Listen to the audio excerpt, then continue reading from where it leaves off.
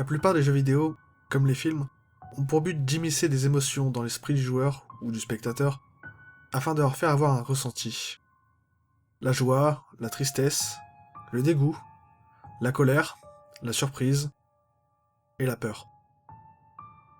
Je ne vais pas m'égarer en détail et vous parler de jeux en général, mais plutôt d'un jeu, qui a récemment fait émerger de vieux souvenirs.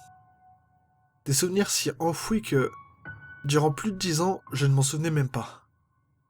Comme si une partie de moi avait choisi de les oublier, de ne plus m'en rappeler. Je vais vous parler de Forestia. Forestia est un jeu éducatif.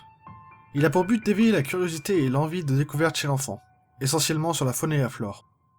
Il se découpe en une dizaine d'aventures de quelques minutes, dans lesquelles le joueur explore la forêt luxuriante. Parmi elles, une aventure sort du lot, sous tous ses aspects. Ce niveau s'appelle la montagne de feu.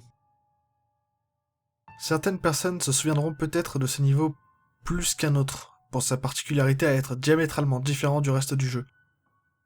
Pour ma part, ayant vécu l'expérience étant petit, j'ai dû inconsciemment me forcer à l'oublier avec le temps. Le niveau consiste à empêcher un magicien de faire entrer en éruption le volcan proche de la forêt. Si on peut penser que ce niveau pourrait apporter une approche sur la petitesse de l'homme face à la nature, ce n'est pas le cas. La forêt verdoyante est remplacée par un environnement rouge et sombre, assez terrifiant. Certains animaux sont prisonniers et d'autres semblent juste mourir. La musique ajoute à cela une angoisse constante, et elle nous laisse penser que la fin est proche. Croyez-le ou non, mais j'ai toujours ressenti ce niveau comme étant une approche de la mort, ou de la mortalité. La forêt entière paraît morte, même les 2 arbres qui sont visibles à chaque début de niveau semblent morts. Des voix presque diaboliques peuvent être entendues dans le temple aux cristaux.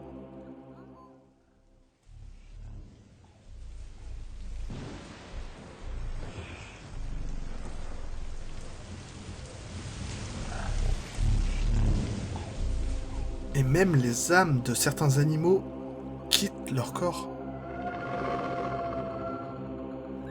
Et lorsque l'on arrive à la fin et que l'on confronte le magicien, cela ne fait qu'accentuer cette impression. Échouer l'énigme finale n'apporte pas un simple game over. On peut très clairement voir ce qui se passe. Le joueur meurt, suite à son échec, et toute la forêt finit brûlée.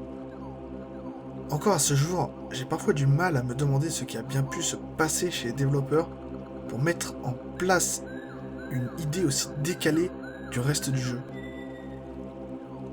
Était-ce pour faire comprendre que la vie peut s'achever trop facilement? Ou bien est-ce autre chose? Quelque chose de bien plus sombre?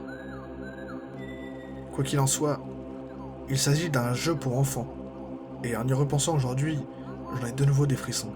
Tu as perdu cette fois. Adieu donc.